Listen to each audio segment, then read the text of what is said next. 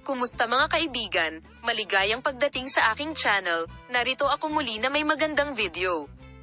Dahil ang sikat na pangalan ng sinehan na si Enjon Ecurek at ang kanyang asawang si Tagba Buyak-Ustan ay nakakuha ng malaking atensyon mula sa kanilang mga tagahanga pagkatapos lumipat sa Paris, ang kabisera ng France, ang mag-asawa, na kamakailan ay nakita sa mga sikat na kalye ng Paris, ay tinanggap ng may mainit na pagtanggap at pagmamahal mula sa kanilang mga tagahanga sa Paris. Narito ang mga detalye ng mga hindi malilimutang sandali mula sa pakikipagsapalaran sa Paris nina Enjon Ecurek at Tagba Buyak-Ustan. Ang mag-asawa, na binuo nina Enjon Ecurek at Tagba Buyak-Ustan, ay nakatagpo ng hindi inaasahang sorpresa habang naglalakad sa mga sikat na kalye ng Paris. Isang matinding Hobby.com Parisian fans ang bumati sa mag-asawa nang may mga palatandaan ng pag-ibig sa sandaling makita sila. Tinanggap ng mga tagahanga ang mag-asawa na may mga bulaklak at banner at ipinahayag na masaya silang mag-host sa kanila sa Paris. Mainit na nakipag-ugnayan ng mag-asawang Enjon Ecurek at Tagba Buyak-Ustan sa kanilang mga tagahanga sa Paris, nag-organisa ng mga photoshoot at mga autograph session.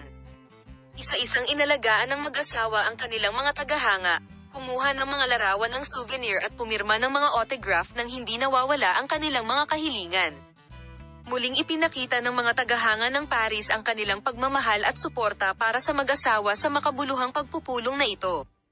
Matapos lumipat sina Enjon Ecurek at Tagba Buyak-Ustan sa Paris, naging sentro sila ng pansin ng French media. Ang sikat na mag-asawa ay lumitaw sa mga pabalat ng mga pangunahing magazine sa Paris, nagbigay ng maraming panayam at pinag-usapan ang kanilang mga pakikipagsapalaran sa Paris. Sinusundan ng French press ang proseso ng adaptasyon ng mag-asawa sa Paris ng may interes.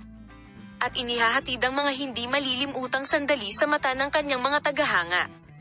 Sa tingin ko, dalawa ang transportasyon at ang hindi malilimutang pagpupulong na ito ng Tagba Buyak-Ustan sa Paris ay lumikha ng malaking epekto sa social media.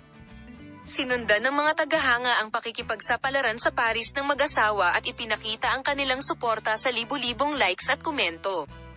Bilang karagdagan, ang mga tagahanga na nagbahagi ng mga espesyal na sandali ng mag-asawa ay nagkaroon ng pagkakataon na malapit na masaksihan ang buhay ng sikat na mag-asawa na lumipat sa Paris. Nagsimula sina Enjon Ecurek at Tagba Buyak-Ustan sa isang hindi malilimutang paraan sa mainit na pagkikita ng mag-asawa sa kanilang mga tagahanga sa Paris.